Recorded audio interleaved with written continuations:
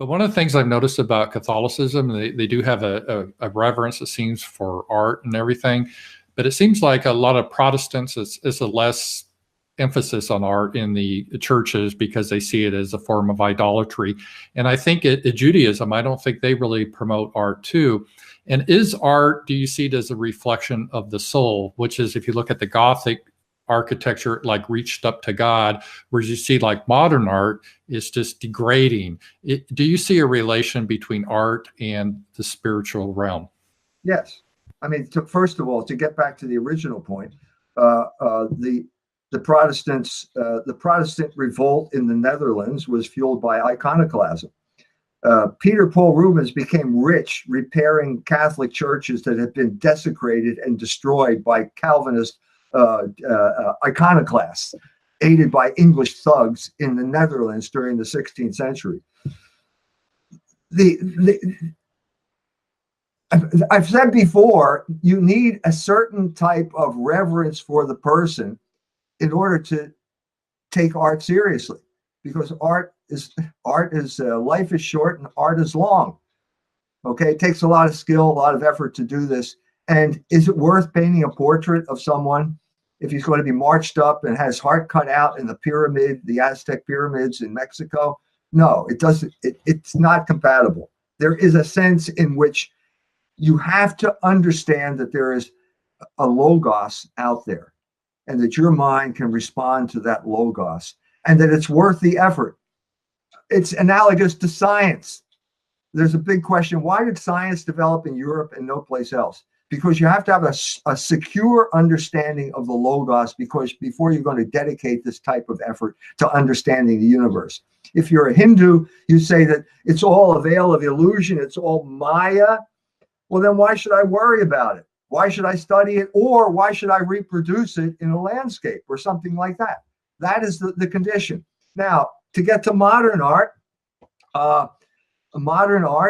is Jewish. The Jews control modern art.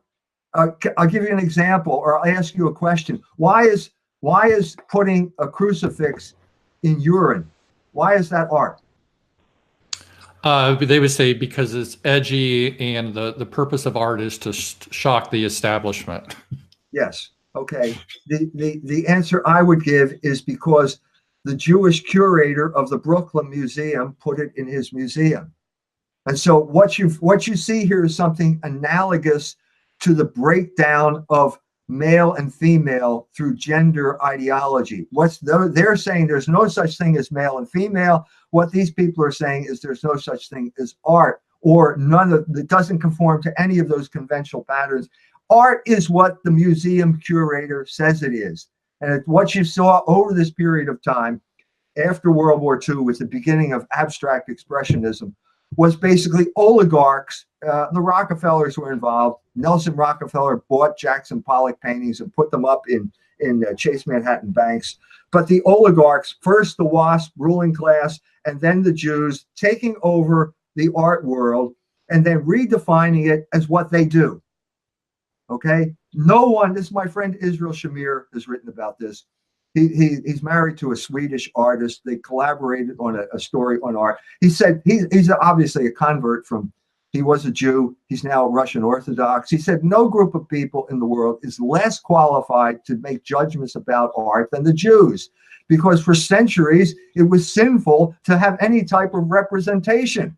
This is where the Muslims got their iconoclasm. They're incapable of doing it. What they did is basically understood that these things have value. How can we get in and extract the value from this? And how can we continue to do this? And what you had beginning in the post-World War II period with the demise of representational art, you had the dealer suddenly becoming the all-powerful man, and art became a form of insider trading.